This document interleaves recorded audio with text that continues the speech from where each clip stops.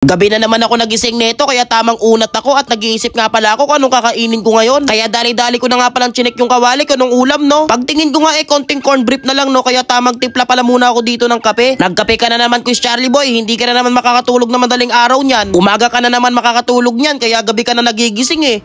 Grabe. Ang sarap talaga magkape sa gabi. Ang ganda pa pagmasdan ng mga nagliliparang mga paniki. Pagkatapos ko nga pala magkape nagready na nga pala ako dito ng lulutuin ko no. Naglagay na nga pala ako ng mantika tapos naggisa na nga pala ako dito ng bawang. Ang sunod ko namang igigisa itong mga sibuyas. Isasabay nga pala natin sa paggisa itong giniling na baboy no. Habang nagluluto nga pala tayo dito, iniinit ko na nga pala yung tirang corn beef. Tapos lalagyan natin siya ng kaning lamig. Gagawa nga pala tayo dito ng fried rice na corn beef guys. Sayang naman kung di natin kakainin yan no. Kaya nag-isip ako kung ano ba gagawin dyan. Kaya ginawa ko na lang pala siyang fried rice na corn beef. Nilagyan ko na nga pala ng toyo itong giniling na baboy. Tapos naglagay nga pala ako ng konting seasoning. Pumitas na rin pala ako dito ng oyster sauce no. Kasi lalagyan din natin yan. Maglalagay naman tayo dito ng konting pamintang durog no. Tapos ayan i-mix natin siya, halu-haluin natin. Tapos tatakpan na natin at maghihintay tayo ng 3 araw. At ayan na guys, luto na siya kaya ilalagay ko na nga pala dito yung sitaw. Pagkalagay nga ng sitaw lalagyan naman natin siya ng konting tubig. Tapos ayan halu-haluin natin siya tapos tatakpan na natin. Mga 2 to 3 minutes nga luto na nga pala itong adobong sitaw natin guys at halu-haluin natin yan. At kita mo naman yung adobong sitaw namin talagang hindi tinipid sa Ricardos. Ang daming giniling kaya nagsandok na nga pala ako dito ng fried rice na corn beef tapos gumawa na pala ako dito ng ulam na adobong sitaw. Grabe guys, so panalo to. Food trip na naman ang mukhang penguin neto. Kaya tara, food trip na tayo.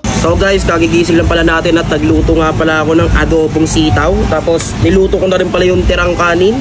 Gumawa ko ng corn beef fried rice. So, tikman natin yung corn beef fried rice natin. Lasang kanin naman yung corn beef. So guys, titikman natin itong ginawa nating adobong sitaw na maraming giniling.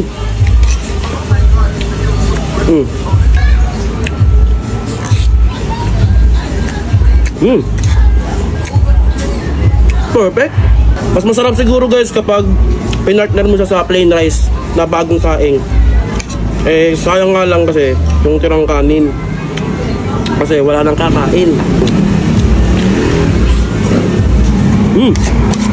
Sakto lang yung alat niya kasi dilagdagan ko ng tubig.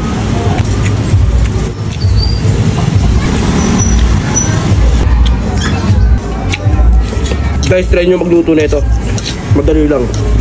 Ang yummy pa.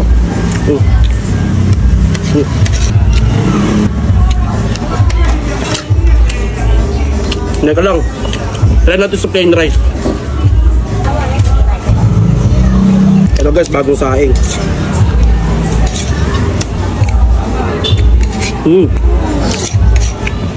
Mas masarap nga siya guys pag pinartner siya sa bagong saing na kanin.